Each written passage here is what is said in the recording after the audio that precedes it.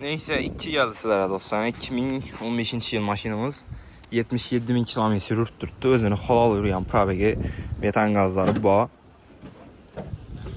Buru 6 doğumsa.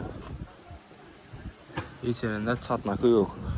Kraskası 30% kraskası bozsalarsa görsətib teşkil etirib xarid qılavarasında 4 tane balon paket koyulan maşinimize. İşlerine polisdə döşəliyən 77.000 probek maşinin özünü halal yani.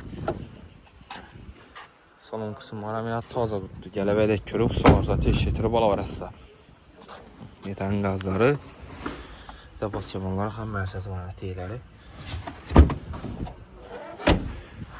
2015 yıl bahası 60 milyon so'm. Naqd pul bo'lsa üstündən bir so'm yashirib beramiz.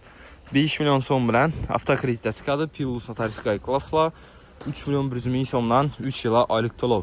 Mashinamiz Ko'shshipir avtomarketda sotuvga qo'yildi. Gelib xarid qilaverasizlar.